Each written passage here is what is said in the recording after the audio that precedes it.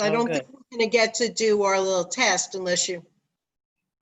Well, I can try to just set it up like super quickly because it's just Okay. opening something, and if it works, it works. If it doesn't, it There's doesn't. Debbie Portnoy. Hey, how are you all? Fine. Good. And Hillary. I was on Hey, a Zoom call this afternoon with Arts Westchester, and I realized I looked so terrible that I disabled the video. Gina, Look at my photograph. Really You fun. can do that? You can do that? I didn't know you could do that. Yeah. I'll admit that here in my study, in my desk drawer, I have a lipstick that I call my Zoom lip. Yeah, of course. So vain. I still look awful, but my lips are bright. Exactly. I know.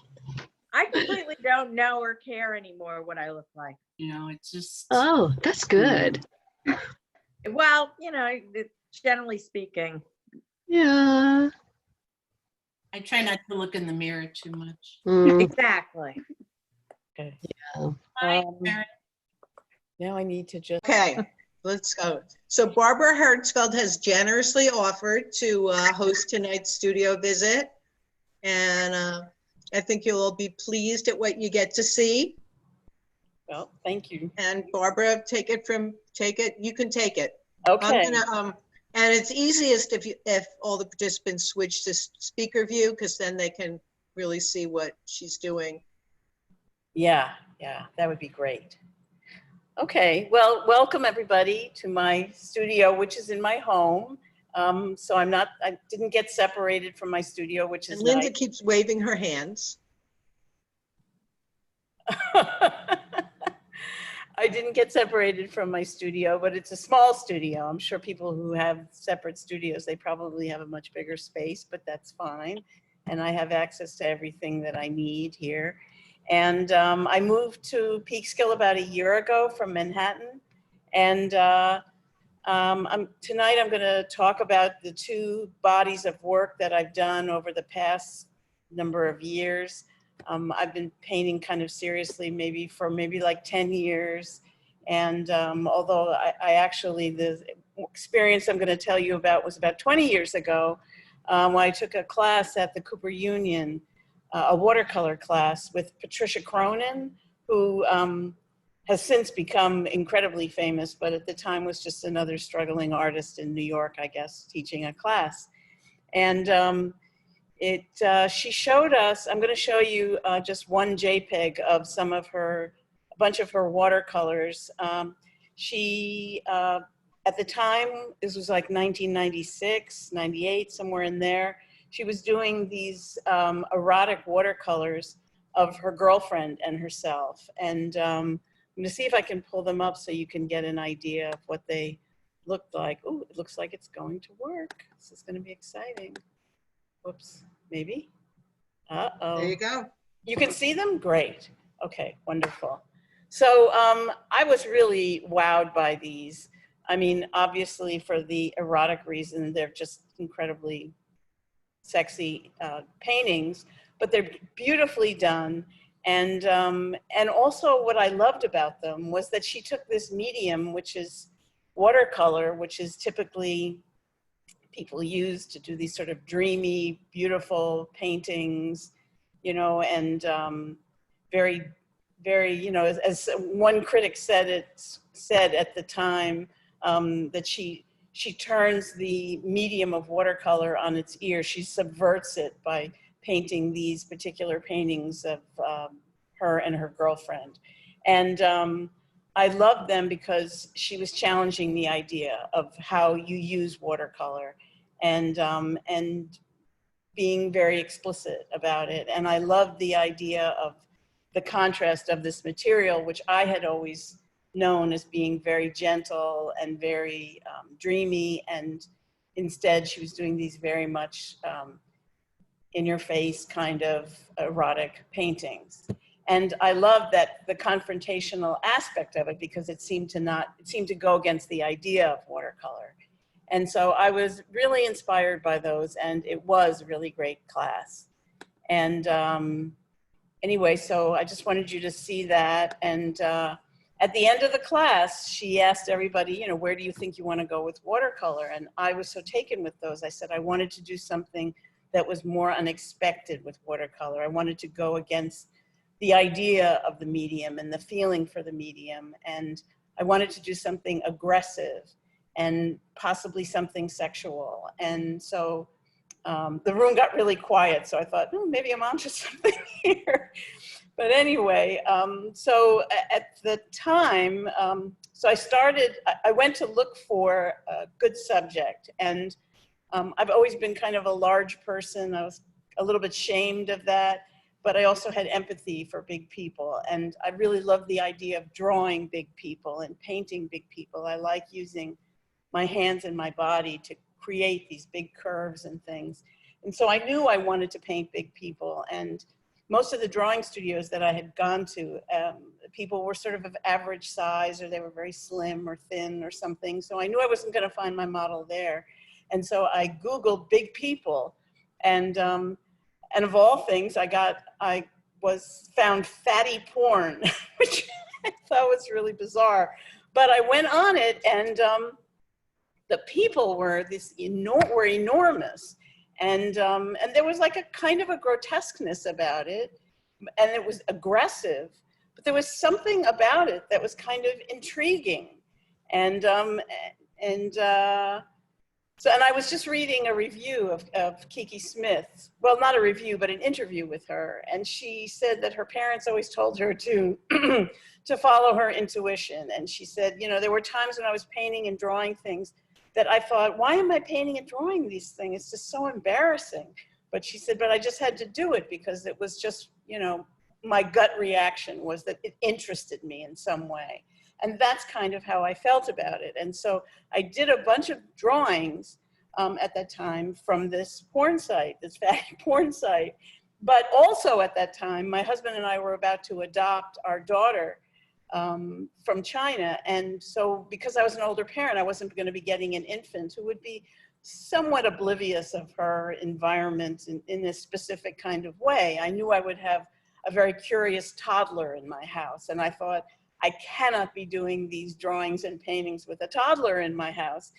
And so I kept trying to hide them and stick them in behind things, behind cabinets. And I thought, you know what?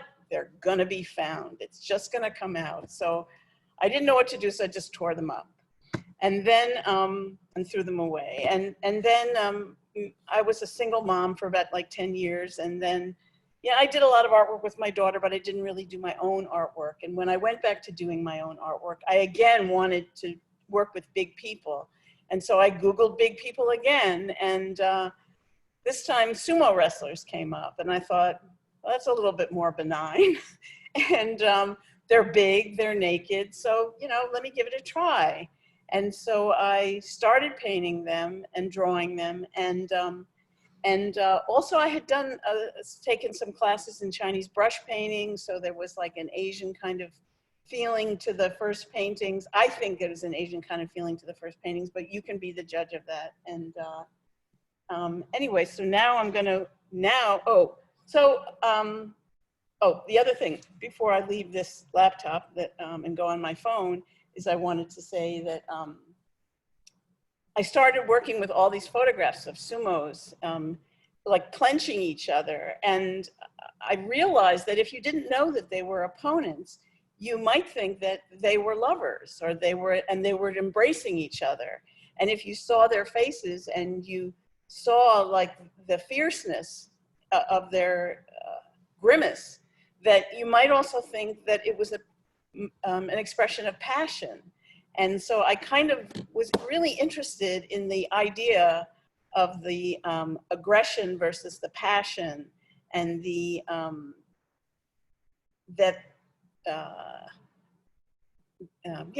and I was interested in that ambiguity. Now I'm mixing it up in my head because I'm nervous.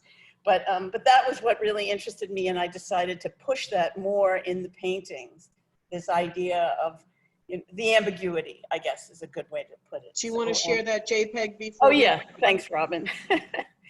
Let me go to that, and let's go to the videotape, as they say.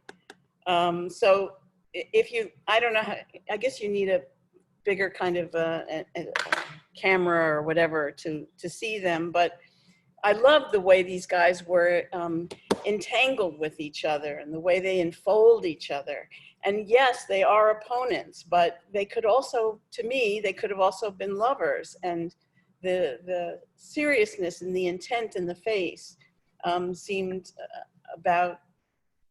to connect to an amorous feeling as well. You know, so that's just the way I saw them at the time. And this actually wound up becoming a fairly realistic painting, which I will show you if I can dig it out. I was about to do that. And the other ones are maybe a little bit less realistic than this is. So let me close this and we're gonna shift your sound to your phone now, right? yeah, exactly. Thank you, Rob. Okay, so let me mute you on your computer and find you on your phone. Where are you on your phone? Did you disconnect your phone?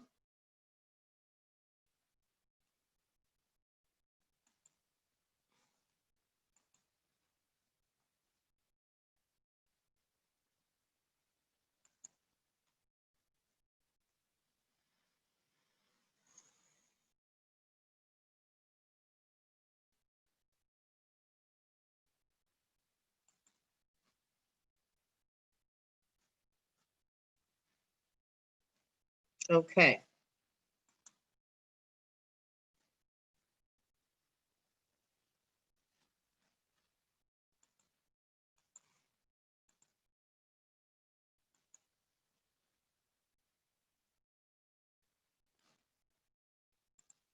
Unmute. Okay. Oh, here we go. Here we go with the double voice. The other one is off, so I don't know why. Oh my God, I'm so sorry. Okay, are we okay now? I think so. Oh, thank God, that was horrible. I'm so sorry. Anyway, so the first, I have to turn the camera around.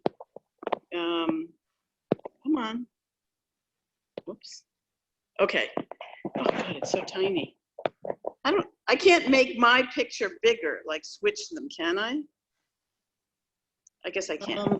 With your iPhone, you can do the thing that, you know, if you put your fingers on the screen for the camera, you can zoom a little bit. Yeah, it's okay. I'll manage. It's fine. So like the early paintings that I did of the sumos, I actually was painting them by themselves. They were all like solos. And can you see them? I guess they look so tiny to me, but you can see them. And is it a pretty good view, Robin? Yeah, it's fine. Okay. Try to stay still while you do it, though. Okay.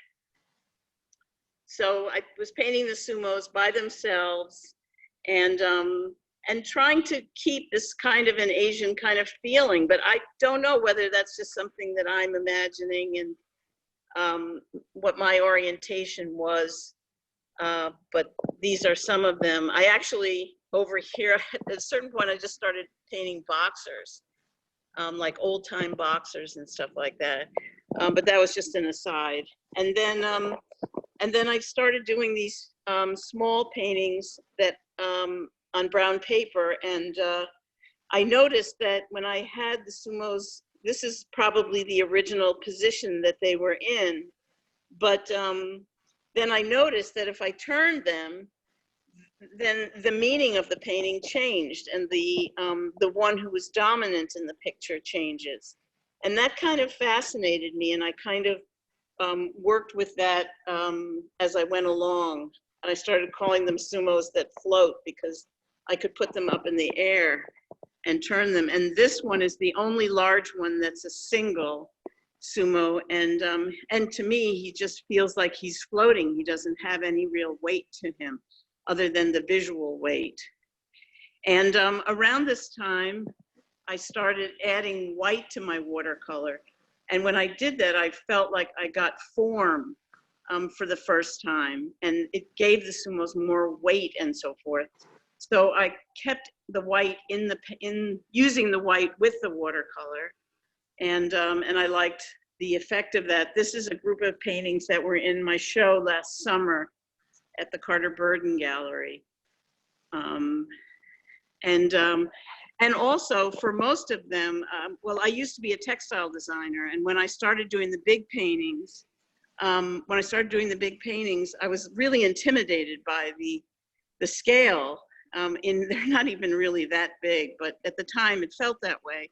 And so I started using patterning from my textile background to fill up the background. And that's why they all have kind of different types of patterning behind them. Which I'll show you more. Oops, sorry, I don't want to make people dizzy. This is another one that where this, almost like this kind of crucifix shape, I noticed kept happening in a number of them, where there was like almost a cross behind them. And I don't know why, but that was there. And then what started happening was that the background pattern started coming through the figures. And I kind of liked that idea that, you could see they were transparent, but they weren't. And hold on, whoops, again, I don't want to make people dizzy. And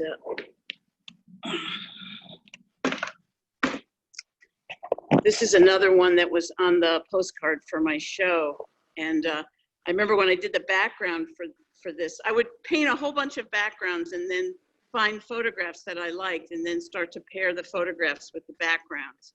And I remember the background was making me crazy. I didn't know why I had put pink and yellow in the background. But then I ended up really liking it anyway, and it ended up being on the postcard for the show, so you never know. Okay, so let me put this one away. And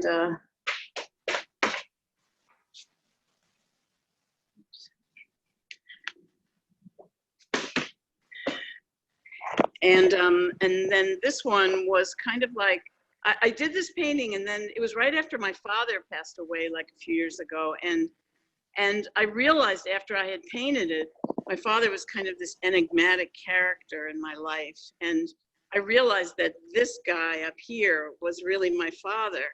And so I kind of started to obscure him more by putting white dots over him, because I felt like there was something in me that was coming out about my relationship with him that was going into the painting. And anyway, so those are like the big sumos. And then, and then the other thing that kept happening, I was talking about turning the paintings. Like I had done this painting, I was working on this painting, and it was one of the few that was horizontal. And it was from a photograph where this guy on top had like trounced this guy who was on the bottom. And he had, the thing with sumo wrestling is you have to get your opponent to like touch something outside the ring or touch their body to the floor or something. So this guy had won the match, and that's when the photograph was taken. And so I had painted it that way. And then at a certain point, even though this guy was really the dominant character, I realized that when I turned the painting, that suddenly this guy was the dominant character in the painting. And so that kind of interested me. So I usually show it vertically because I just like the suggestive quality of the guy grabbing him around his middle and around his crotch, basically.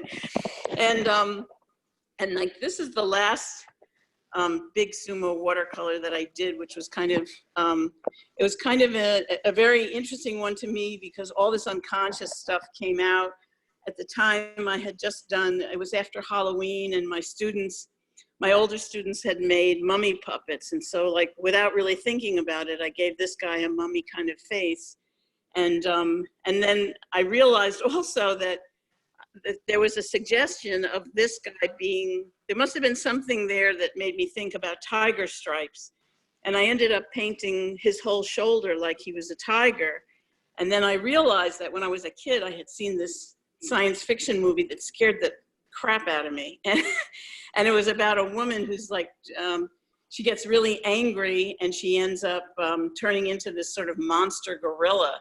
And I think that, this whole idea of metamorphosis was was what, it stayed with me my whole childhood, and then it ended up coming out in this painting just recently. So that was kind of interesting. And then in September, an art collector came to my studio and saw the sumo paintings and said she really liked them, but she said, why don't you think about painting just regular men and women? And I was like, oh, I hadn't thought about that really. And so like, these are kind of like the last sumo paintings that I did, and I was already starting to work more in acrylic, which I really loved also because it's just so much like if you make a mistake, you can just cover it up, which is great. And I also like the intensity of the color. And this guy was a guy that was like lying on the floor, and he looked like he was in tremendous pain. And he ended up being kind of like a sumo that was kind of sad, kind of crying. And then I did the painting again on canvas, and I don't know, I just really liked him. He's just like big and crying, and it was sort of an interesting combination of feelings and image. And then I started like painting men and women, but at first they were kind of like sumos, or like ghosts of sumos or something like that. And that was before I started painting people more realistically. So anyway, so now I'm gonna take you over to like more of what I'm doing now, which is I started painting couples. I work mostly from photographs as just my reference. Oops, I better open a window. I find photographs on the internet that really interest me, and they become a kind of reference for me. And I found this one photograph of this couple it's just a black and white photograph, really simple, of them in a tiny room in bed together. And I just loved the way the woman's leg was over the man's hip, and they were just completely entangled with each other. And so I painted that image. I used it 3 times. Whoops, hold on a second. Sorry, I hope I'm not making people nauseated with my bad camera technique. But I painted it like 3 different times, and I just really loved the way they were involved with each other. And then this one is just kind of my favorite. I never would think that I would like a pink painting that much, but I ended up like really liking that one. And anyway, so that was that. And then I did this drawing that I'm really very fond of. Whoops, hold on, sorry for making you dizzy. I found this photograph of this Indian couple. Well, they're from that part of the world, at least. I don't know if they're actually from India. And I just loved her body and the way it was just sort of curvy and sort of swirly. And I loved the way he was holding her. And so it was just a very inspiring photograph for me. And I'm just really pretty happy with this painting, this drawing, and just sort of in general. And I actually tried to paint it, but I didn't end up liking the painting nearly as much as the drawing. I should probably paint it again just to see what happens. And then I found another photograph that I really liked of another couple.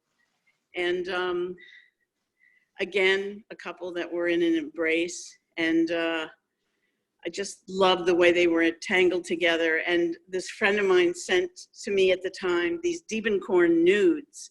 And I didn't even know that Diebenkorn had done nudes, but they were just knocked me out completely. And so, I mean, I don't know if anybody else sees that in it, but there was definitely that influence for me in seeing his work, seeing his nudes.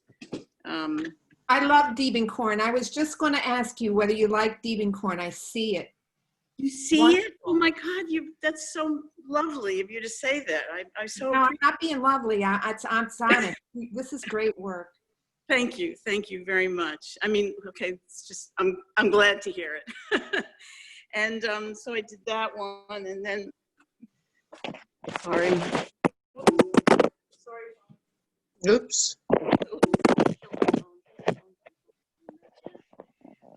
and so then I did that worked from that same photograph again. And, you know, this was again, this Diebenkorn kind of influence as far as I was concerned. And so I was really enjoying that. And then the third time I did it, it doesn't really look like Diebenkorn at all, but I just loved them. And I loved the way the woman just seems to be going up in space, like over the man. And so it's just like a very exciting painting to me. It was very kind of meaningful to me. And so that was that. And then, whoops. And then I did a whole series of, I was really interested in just, again, I mean, I guess it connects back to the sumos of just like the entanglement of bodies. And so I found this whole series of photographs that were mostly black and white, that were of just limbs, arms and legs, whatever, entangled. And so I did like 6 or 7 paintings.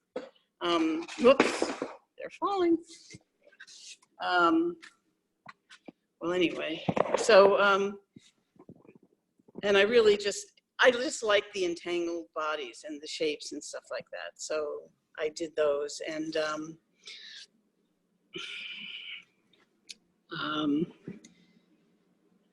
there's a bunch of them. And then this one's kind of much harder to read, but You just, whoops. Okay. This one's a little bit harder to read, but I still like it. And then this was a woman by herself, actually wearing fishnets. And I really liked her. Not that I care about fishnets that much, but anyway. And then this one was just funny because like of all the feet, and then the feet ended up being gigantic in the painting. So that was kind of funny. And then I found this picture of a woman in a shower. And she must have been like getting ready to go swimming or something like that. And I loved this woman because she just seemed almost like a sumo wrestler herself, because she was big and her skin was really taut. And I was just very drawn to her as an image. And so I did a painting of her like 3 times. I think this is the first. And then this is the second. No, this is the first one. This was the first one. I just liked her very private moment in the shower and like the way she was leaning in. And this was the second one. And then this was the third one. And I don't know, I just sort of got more and more into the sort of the grittiness of it. I started making like her hand was in like black ink or something like that, which I don't know, it's just doing what I was doing. And then, whoops, sorry, doing it again. Then I did this one painting, which I think scared my daughter because it was just much more explicit. And, but that's okay. That's okay. It's okay to scare people a little bit. This was actually from a photograph of a man and a woman and they were lying down, but I turned the photograph and I loved the way they became like this tower of arms and legs. And, you know, it was just kind of an exciting image to me. And then at one point I started taking some photographs of myself because I was feeling really isolated. And I started taking photographs of myself in bed in the morning, just my face. And I did a whole bunch, this is not all of them, but I did a whole bunch of self-portraits. They don't really look just like me, but that's, to me, it's still a self-portrait. And so most of them were painted. Although I guess this one is drawn. This one is drawn. And this one is more, you know, sort of not such dark color and so forth. But it was kind of really interesting to explore a photograph of myself that I really liked. And I just worked from maybe 3 or 4 photographs. So there was that. And then, like, this is the most recent work. I put up these foam core boards on my wall to create a place where I could see my work, because I really didn't have a place for that. And I started working with these images of solitary women because I was feeling very solitary myself. And I think that's must have been why. And so I wasn't painting couples anymore, and for the most part have not been, except there are two paintings that are pretty recent. This one, which I thought was just one of the most romantic images that I'd ever seen, you know, in the photograph, and I was really drawn to it. And then I painted this couple. I mean, I just made this one up, actually. I didn't paint a couple. This was just, I was so longing to be hugged. That was really easy for me to remember what an embrace looks like. But for the most part, I've been painting solitary women, and again, I think still influenced by Diebenkorn and just his use of the paint. And then I thought I needed to have something else in this. It's just funny. I started putting a chair in the picture. It was kind of like I needed a prop, because I was just painting the women by themselves, as you can see over here. It's just these women by themselves, and then I thought, maybe they need something in the space with them, and maybe it needs to be a real space and not just marks and paint, which is great too, which is fine. And so I did a series of about like 8 or 10 of these paintings of this one particular woman, and I was really drawn to her also because I think I have a thing for long gloves, which I think comes from when I was growing up and my mother sometimes getting dressed up and wearing long gloves. And Robin and I were saying that we both have a pair of really long gloves like that. And so I did that whole series, and then these women by themselves again. And then the last thing that no, not quite the last thing, but do I have time still, Robin? Yeah. Okay. I just recently pulled out these drawings. They're old figure paintings or drawings with ink that I had done like so long ago, I don't even remember. And I was kind of fascinated by the fact that they reminded me so much of the paintings that I'm doing now. I don't know, I guess you are what you are kind of thing.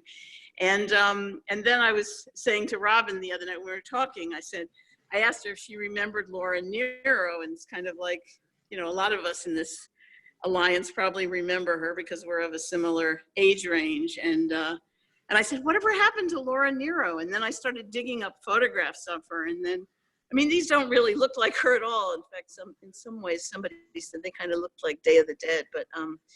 But I found wonderful photographs of her because she's such a wonderfully soulful person.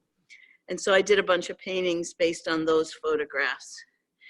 And then the last painting that I did, which the most recent piece is this one, which is again a figure in a space, and started being, you know, I started with my chair prop. And so that's kind of where I am now. And that's the story. And so I think that's pretty much it.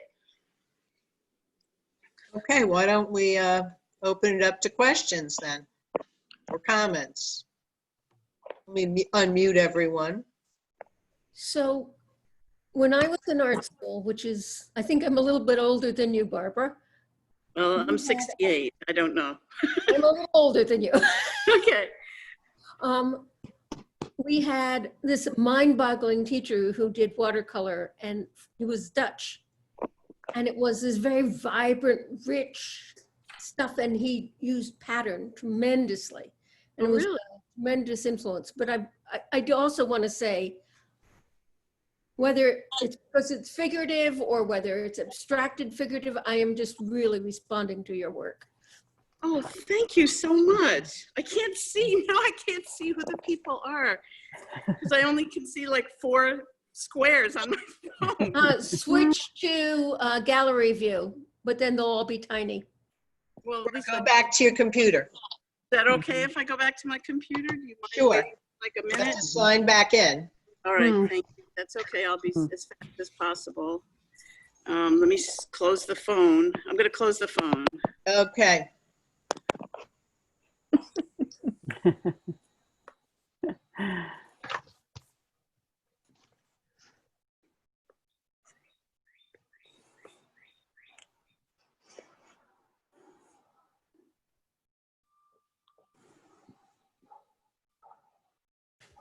Okay, here we go.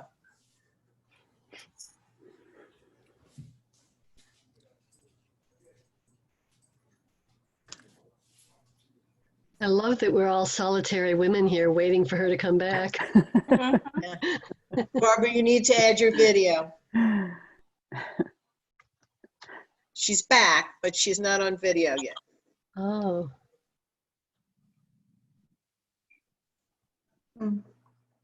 Now you are. ooh, No, that, Unmute. there you go. there you are. I just want to show something. I don't know if you can see it. It's a book that's called Richard Diebenkorn from the Model, and it's a really wonderful book. You can see by my study, I have too many books, but I keep this on my desk. And it's really exciting work, and I love what you do, Barbara, and how you talk about it. I'm fascinated by the layered nature of your work too, using background patterns and then the figure on top. Do you let that evolve organically sometimes, or do you make a conscious decision usually? Sometimes I think you do, to start with the background, because it's just so complex and interesting, and the palette is beautiful. Oh, thank you, thank you. The watercolors, I usually paint a background first. So it is separate, but what I like to do when I was painting the watercolor sumos, when I was painting them, I was very aware of like allowing in certain places, allowing the pattern to come through the bodies, and sometimes opaquing the bodies in some way so that the background disappears. And as a friend of mine said to me that he liked the fact that that was taking place because it kind of connected to the idea of opposition. You know, that the background and the foreground were even fighting each other.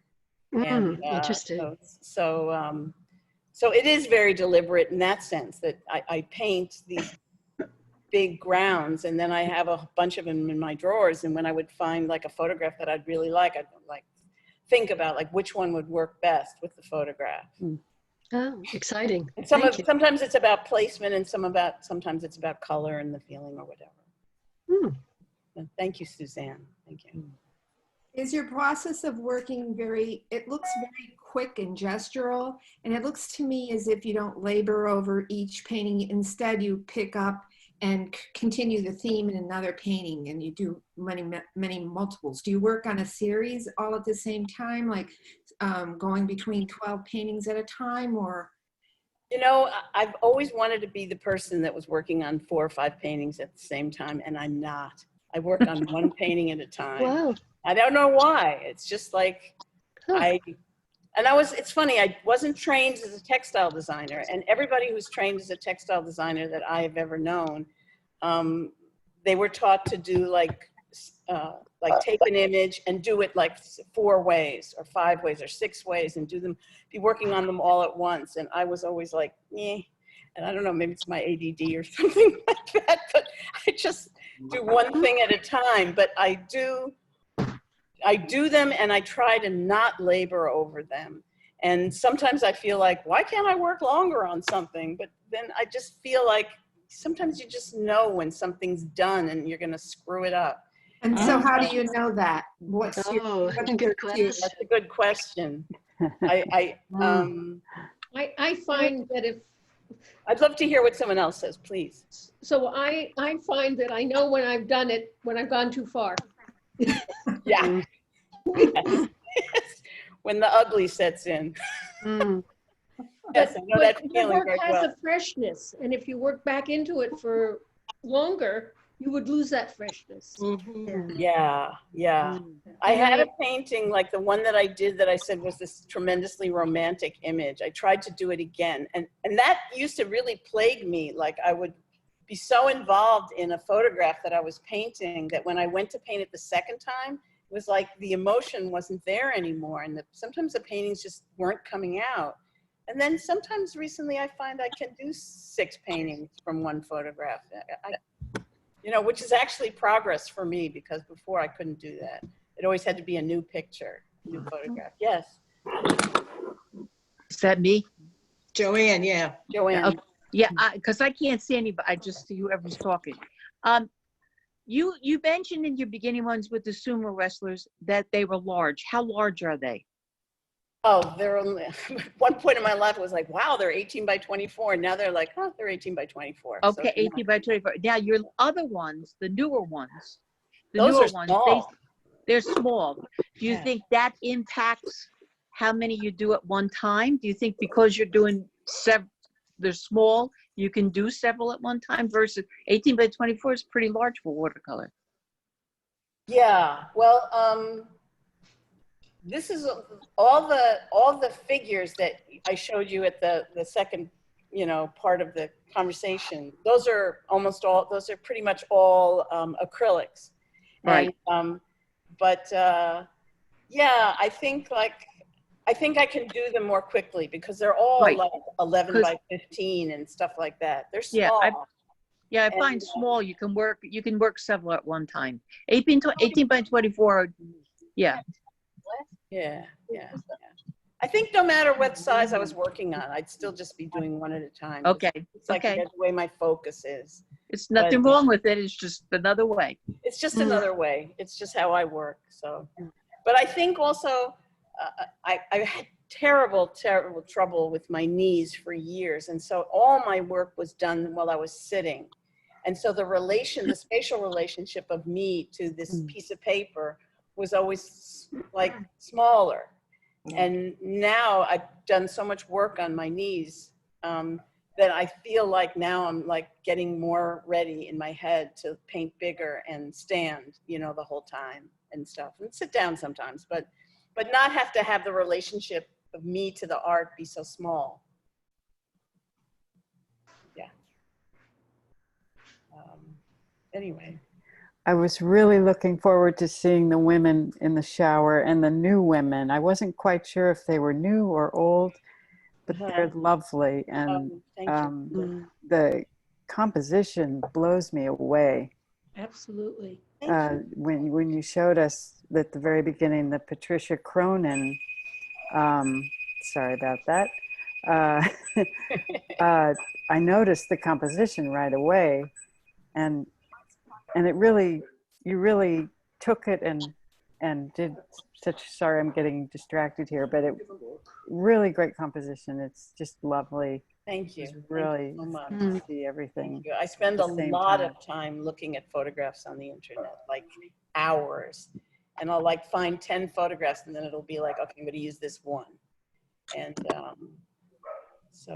and sometimes I'll look for hours and I'll only find 2 or 3 images and then I'll put them into my phone and then I'll just go back to one of them. So, I think you're giving the photograph too much credit because there's a lot of editing that you're doing. I mean, I'm not as good a painter as you, but it's such a struggle to get that composition, the colors, the values, and the freshness, all of it. It's a real lifelong struggle, right? But the amount of work you've done is mind-blowing. It's really beautiful. oh, thank you. Thank you. Your use of perspective and foreshortening is really, really good. Every one of them is unique, and the balance when you're changing the direction of how you hold the painting, how the meaning changes. Fantastic. Yeah. Oh, thank you. Really fantastic. Thank and you. Like color and the sense of incompleteness here and there purposefully reminds me of German expressionism a little. Thank you. I love that. I love the German expressionist. That's like my favorite part of the new modern is there's this one room that's got like 10 of them or something that I just like, I just go there magnetically. It's just this Kirchner and a bunch of others. It's just right. wonderful. Yeah. And yeah, it's really great. Thank you. I love your stuff. Thank you very much. Thank you.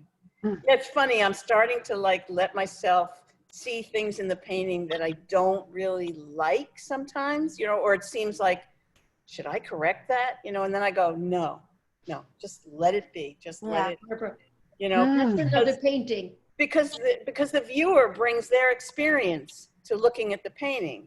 And so, like if they're seeing something, it's like, oh, that's weird. I wonder, it's sort of, a dialogue. Yeah. It becomes a little bit more of a dialogue with the viewer, I think. If there's some mystery there, it engages someone to create their own story and have a dialogue, like you Yeah. say. Yes, Yeah. they meet your paint, they meet your image where they are. And so that is nice. Yeah. Yeah. Barbara, have you read a book by, I think his name is Brian Ruderman, Clear Place Seeing? Brian Ruderman. It's about painting. He's a painter, and he's written this book about the process. What About is the name of the book? Clear Place Seeing. Great title. Anyway, I'll look for it. Yeah. I'll look for it, Karen. Thank you very much. Well, anyway, so that's the story. And it's funny, I just did this last painting of a girl with a dog sitting on her lap. And it was like, I don't know why I did it. And I wrote it, when I put it on Instagram, it was like, I don't even know why I painted this image. And it was totally separate from anything I'd ever done. And so many people commented on it. And I thought, am I painting the wrong thing? Because all these people were going, love the dog, love the girl and the dog, reminds me of my dog. And it was like, wow, I just never. I only follow dogs and cats on Instagram. Yeah. You what? I'm sorry. I only follow dogs and cats on Instagram. You know, it's so funny that you would say this right now, Barbara, because I've really been struck by the number of times you've said, I don't know why I was doing this, or that there was some kind of a mystery, and yet you dare to just go there. You know, it's as if you do second guess yourself, you don't let that stop you, and that sense of discovery is tremendously exciting. And I think Joanne spoke really great on that point about how, or maybe it was Hillary that said, we get engaged with things when they are not exactly spelled out for us, you know, mystery. I think, Yes, yes. And I just feel that from so much of your work. Oh, thank you. Thank you. There's This is a lovely experience for me, just to hear other people talk about it. I'm very moved. Thank you. Barbara, Yeah. my art history teacher always said that what we do is we point the way. And of course, the viewer completes Yes, the yes, that's experience. really Nice. nicely put. You just say, look over here for a minute, you know, and either they're going to look over there for a minute or they're not, and either they're going to be engaged or they're not. But it's like, yeah. So how are you liking Peekskill? You're in Peekskill, right? Or yeah, I'm in the Lofts on Main. I was so ready to leave New York. It was so crowded, so dirty, so congested. I hardly went out the last maybe 6 years of my life there. And I lived in right in the heart of the village. So it's just like all the tourists. And it was beautiful. That's why all the tourists want to come there. But it was just too much for me. So I'm really happy to be in a place that's quiet, that's not crowded, it's green. And I love hearing the train. I hear the train all the time. And that's the most wonderful sound. So I'm very happy to be here. Did you grow up in Manhattan, or where are you from originally? I grew up in White Plains. And then after I went to college in St. Louis, I lived in Cambridge for 8 years. Then I moved to New York in 81, and I lived there for 38 years and then just came here. So. And is your daughter nearby? I'm sorry, what did you say? Is your daughter nearby? My daughter. She just graduated from Binghamton University. And Congratulations. She's been living with my husband, soon to be my ex-husband, if that happens. and no, it's okay. So she's been living with him for the past couple of months, and then they're both going to go back to New York City, and she's actually coming here tomorrow or Saturday. I'm just so completely thrilled because I love being with her, and she's great. So I haven't seen her that much, but that's okay. She's been in college. She's doing really great. So You don't. you don't get to see them as much, right? Nah. I know. I don't know. But she's My moving brother back she's moving into the city. She's getting her first apartment in the city. So now I know when I go into the city, if this ever Mm, ends, then like we'll get to see each other a bunch. So that'll be good because we're Nice. very close. We talk every day and stuff. So that's really nice. That's nice. Thank you so much. Thank Yes. you. Thank Yeah. you. Love your You're all stuff. wonderful. I love Thank all you. of you. Thank and you. Thank you. You're Yeah. wonderful. so good. I really Wonderful. Mhm. appreciate it. Thank And you. there is a recording of this that I'll share, so those of you who came late will Cool. get to see the work, and Wonderful. those who didn't make it will get to see the work. And I'll get to see myself looking really weird, but it'll be fun. I'll get to see No. myself being goofy, and it'll be great because I'd love to, you know, have a record of And it. share it with your daughter. I will share it with my daughter. I will share. I came late, Barbara, but I've seen your work and I'm a huge fan. You know that. Yes, thank you, Beth. Thank you. Thank you. Thank you. I'm Mm. glad you're getting a lot of really positive feedback because you really deserve it. Oh, thank you. We all deserve it. Believe me. I know. We all deserve it. We work on our So own. this is, Such a solitary thing to do. It's just wonderful to commune with other people of like mind. yeah, no, these studio visits have been really wonderful, I think. You know. It's like, you know, I do Barbara, it- yesterday was the first time I'd seen your work. So it's like, it's so wonderful to like, you know, you see a person and you don't know what their work looks like. And then suddenly there's this, you know, Mm. huge other dimension of them that Yeah. you get I've to open enjoyed the it for that window. reason too, getting to see what people do. And I also on Thursday, I talked with the gallery that I showed in, the Carter Burton Gallery, and I told them about the studio visits. So I may send the tape to them. Sure. And, you know, maybe they'll want to do it because it's a nice opportunity. Their Yeah. gallery is closed, the building is closed. Yeah, everything's closed. No, Every- that building is closed. My gallery's in it too. Oh, really? Were they in the same building as Ceres? Yeah, Yeah. 927 West, 947 West 27th. Right. And what's the gallery that you're in? I'm in series. Oh, you're in series. Oh, okay. Yes, I've seen that many times. Right. That's wonderful. Yeah. It's interesting. I mean, it's interesting how it turns out. Like we're all locked away, but we're actually getting to see each other's work in more depth, which is In a different than way. we probably would have seen it otherwise. So Mhm. it's an interesting dynamic. So anyway, Yep. thank you so much, everybody. I really Oh, you're welcome. appreciate Thank it. you. Thank you. Thank you. Yes. You're Thank you, home. Robin. Thank you. Our next studio visit is on June 16th with Deborah Back. That one's a Tuesday, not a Thursday. She couldn't do the Tuesday. And then you should have all gotten today twice because the first one had the wrong email address. The prospectus and application for a show we'll do as part of the Peekskill Pride Celebration. Artists respond to the pandemic. Oh, I also wanted to say that if anybody wants to like talk about artwork anytime, this is my email address. If anybody wants to write it down, I thought I was going to have to do it like mirror writing. I wrote it backwards twice, but Did you? yes, I did. I was like, Yeah, you know, Yeah, that that's happened pretty to me. neat. The first Zoom movie that I made of myself, what I Yeah. saw was mirror image. But then when oh, I saw the movie, uh-huh. Oh, it was right. Really? That's interesting. Yeah, but on my phone, when I filmed it, it was in mirror image. Oh, that's interesting. I wonder why. Sometimes All I going, know is it was okay. yeah, that's all you need to know. Hmm. Well, thank you all so much. And I guess Thank you, we'll Barbara. talk to you. Nice Thank to you. see everyone. Barbara. See be everybody. well, Okay, everyone. and Thank we'll you. see you in a Stay couple of healthy. weeks. Thank Okay. Yes. you. Stay Yeah, safe and healthy. Roseanne, I'm glad you're better. Mm. That's Yeah. right. Okay, good night, everyone. Thanks Good for night. joining. Thank you, Bye-bye. Robin. Good night. Bye-bye. Bye-bye. Bye.